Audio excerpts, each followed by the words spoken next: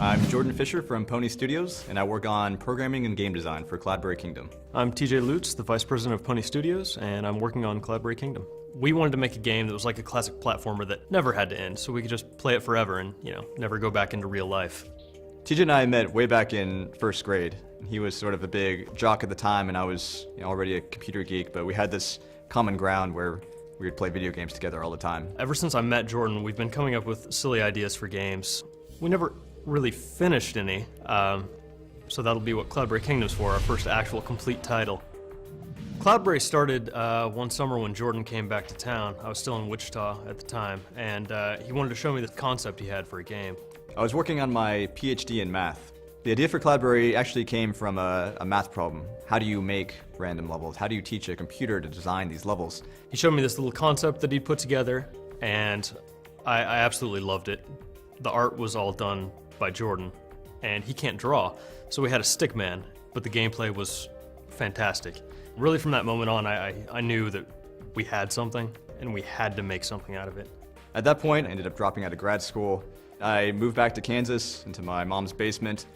TJ moved in as well. It was kind of awkward. And we started working on really polishing up this demo, getting it ready for a competition that Microsoft was holding called Dream Build Play.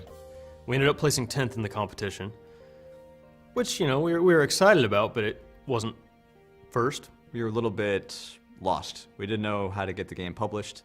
We didn't know where to take it. So we really just ended up shelving it for about a year.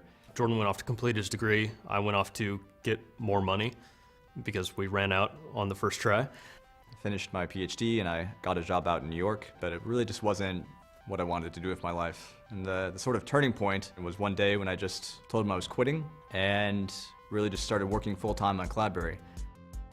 So I immediately started persuading TJ that he needed to quit his job too and move out to New York City. When Jordan first gave me the phone call that he had, quit his job and he's wanting to finish Cloudberry, I was a little concerned, I guess is the best way to put it. So it took a couple months of convincing, but I finally got him to sell everything and put all of his money into the company. At this point, we'd been working on the game for almost 3 years, but we decided to draw it out a little bit more and redo everything. The mechanics of the game were just gorgeous, but when it came to the art and the overall packaging, it wasn't ready. So we ended up turning to Kickstarter. We got a lot of positive feedback. A lot of people seemed to really enjoy the game. So we brought on a really amazing art studio, Tiger Hair Studios. That's when our support really exploded for Cloudberry. And we took the game out to E3 once we were happy with it, and Ubisoft saw it and was really excited about it. We partnered up, and they've been helping us get distribution deals and all sorts of stuff ever since.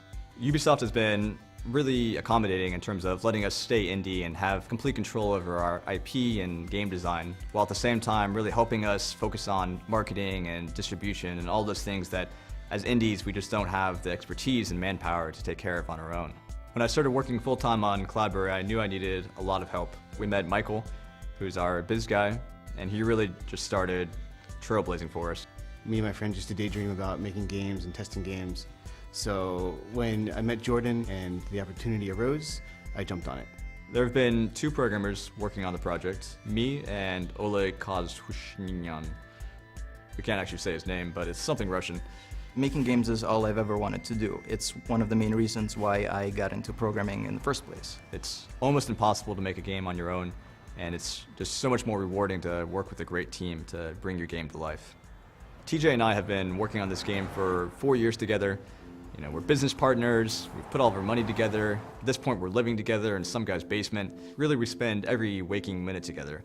But still, it's really great to have your best friend working on this project and just covering your back whenever you're messing up.